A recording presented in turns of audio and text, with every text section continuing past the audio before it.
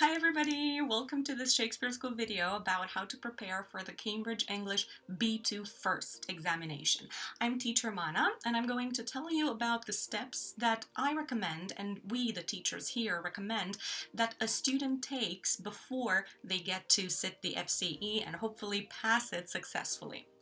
Now, about the level a bit, B2 means you're upper intermediate. So if you pass this examination, you demonstrate the fact that you are an upper intermediate user, which basically makes you just a little below advanced and a little below proficiency. There's only 2 levels above FCE, which makes it quite a big deal.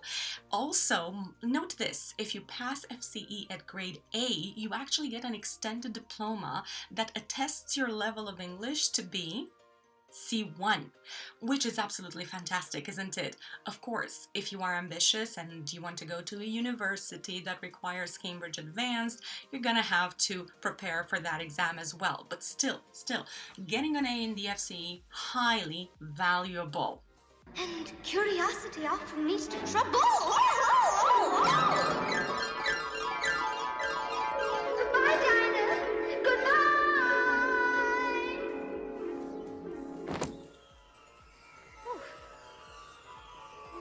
Well, after this I shall think nothing of thought. So, what can you do in order to begin preparing for it? First of all, and I think this is valid in any kind of exam, for any kind of discipline that you might be preparing, is becoming familiar with it. Unless you know what the test format is and you know the texts that you're supposed to write, for instance, in the writing paper, or the kinds of tasks that you should expect in speaking, and of course the types of items that appear in listening and reading, you're bound to be less successful than you actually can. So here's my advice. Go to cambridgeenglish.org and check out the B2 First exam. Look at the test format. There's also plenty of resources there, including some samples for tests that you can actually administer yourself and figure out how you do. You might want to do these either at the very beginning of your preparation to see where you're at, or at the very end, kind of as a mock exam. So preparing for the real one, practicing with official materials taken from the Cambridge English website, which is a good idea either way. You're going to have to need other materials and you're going to have to practice a little bit more than that naturally, but here's a good stepping stone, the cambridgeenglish.org website. Okay, so now that you've become familiar with the exam, you know what it looks like. You're sitting quite comfortably, nothing's going to take you by surprise, not in your prep and not in the real exam either. But now is when you need to really choose your material, the core one. We teachers at Shakespeare School recommend that every student should purchase a set of student's book and workbook. Whether you choose Ready for First or Objective First, Complete First. FCE Result is another solid resource, which are all printed, written by reputable authors. We recommend this because you get a textbook and a workbook which go hand in hand. You see the strategy in the student's book, you practice there a little, and then you see it in the workbook and you do some more practice. They also come with a listening set which covers some listening tracks for the paper, for the listening paper, but also some candidate answers for the speaking, which is nice for you to have to see what to expect, to see how others deal with the tasks. So this kind of resource may be a little costly, but not too much, however, totally worth it. After you've selected your student's book and workbook set, it would be nice for you to check out other online resources. Yes, extra practice is always going to be necessary, but at this point, I wouldn't count on online resources only to get you through your preparation, especially if you're doing it on your own, if you're studying independently. The next natural step would be for you to check out the dates of the following sessions of exams, and to actually, even if you're not registering right now, today, but to set your mind on a particular exam date. This is going to help you because once you start feeling a little bit of pressure coming from an exam date and a deadline, basically, you're not going to be very motivated to study. If you don't keep your eye on the prize is going to become very abstract. So do yourself a favor. Even if you're not registering right now, at least keep a date that you would like to sit the exam on in mind. And, of course, once you have an exam date in mind, you can start planning. Planning your preparation activity is absolutely key. And if you already have a student's book and a workbook that goes along with it, which take you through different topics, different themes, and of course, different types of exam tasks, this is going to be very easy. You know, you have what? 6 months ahead. 9 months ahead, a year ahead. Okay, divide that student's book into parts. And since you're creating a schedule, why not insert some extra practice slots as well? I know you might be busy, whether you're doing this for work or for school. You want to go to a university or a high school abroad. If you do want to pass the exam, and if you've got your mind set for an A, with the extended certificate of level C1, well then, effort is going to be required. And the schedule will only help you trace your steps and will make you feel more organized, less panicky, and more supported, I suppose. So, start planning, create your schedule.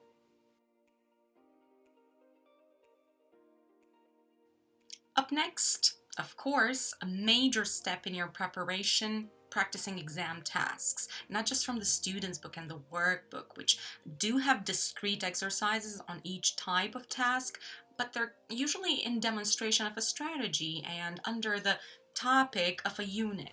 Well, you'll want to purchase a couple of practice test books, so books dedicated exactly to this, exposing the candidate to calibrated upper intermediate tests of this type, the Cambridge B2 first. What we do at Shakespeare School, for example, with our students is we discuss the strategy at class. We apply it together. We apply it a couple of times together at class, actually, and then our students have to do the same types of tasks, but with different texts at home. They do that, and then we can discuss, okay, how did it go? What did you feel strongest about? What made you feel a bit weak, and what do you think we could do to improve that? So this kind of self-reflection based on your results in the test is absolutely essential. Not to mention the fact that when you do full tests, you should also time yourself. Time restrictions are a pressure in the Cambridge exams of any level, and the FCE is, like I said, right up there with the best of them. So, time yourself, reflect on how well you did in which parts, know what your strengths are and what your areas to improve have become, and try to address those. Try to address the areas that you feel need improvement right away. Now, once you've got your materials, student's book, workbook, a couple of practice tests, and you're going through them, you're going to find structures of language that you were not familiar with before. Maybe because you got them wrong in a test, or maybe because they are right now introduced in a unit of the student's book. It doesn't matter. What's very important for you as a candidate is that you keep track of them. You can do that in a very old-fashioned manner. If you like keeping vocabulary lists, for instance, great. If you enjoy keeping things in a notebook, fantastic. There's also plenty of platforms online that help you create mind maps, perhaps about a topic of vocabulary with useful phrases here and there, which for the more visual learners amongst you might be a better idea. You could also keep, blogs or vlogs about what you're learning and then watch them again. There's so many creative ways in which you could record the vocabulary and the grammar that you're learning. Just use the ones that you are most, prone to. Do you usually like taking photos? Take photos of the language that you find. Do you usually like making videos? Well, create a vlog of your evolution through the language with the phrases, expressions, and grammar structures that you're learning. Whatever you do, make sure that they're not forgotten. Once you find something that you didn't know, keep it close, revisit it, read it again, watch it again. There's nothing that needs to be left alone and no stone unturned, right?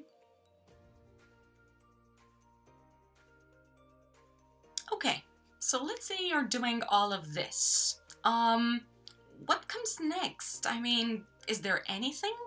Once you've got, your vocabulary lists and your grammar structure, mind maps maybe, what else is there to do? Well, let's keep realistic.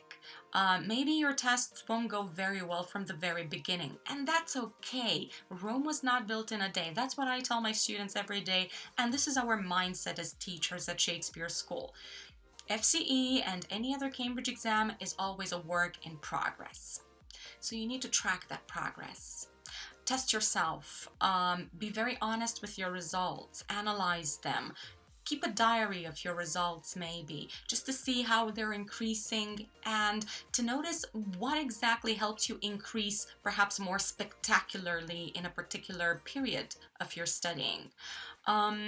This needs to be recorded quite, thoroughly in your diaries, and maybe even before the exam, you could sit down and do a full test.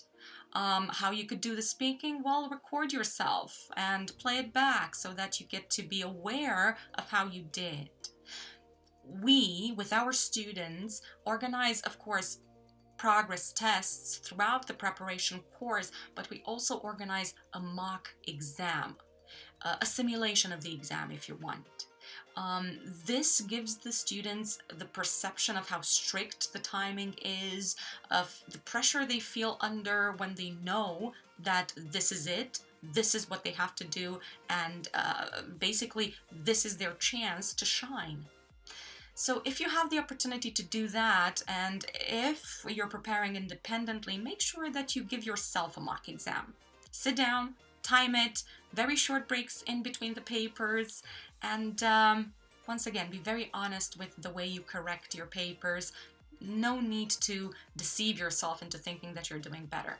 Keep a realistic outlook on your results and see how you can improve them by noticing what you did wrong and thinking how you could improve it.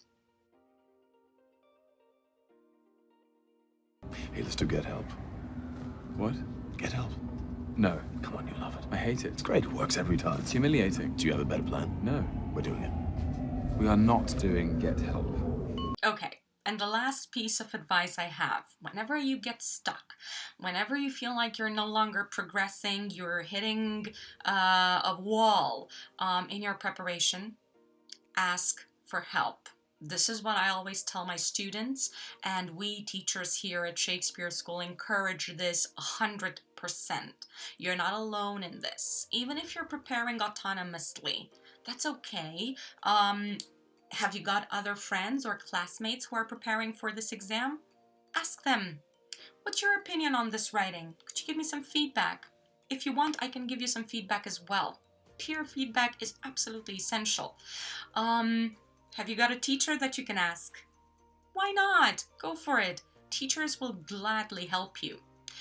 And not only that, let's say that you haven't got any other person sitting this exam in the near future and your teacher is not necessarily open to extracurriculars. That's okay. There are plenty of forums or Facebook groups where you could write questions and people could answer them. But remember, you're not alone in this. There's always somebody out there with the same dilemma, ready to answer it, maybe somebody who's already found an answer to this question. Don't reinvent the wheel yourself. Ask for help.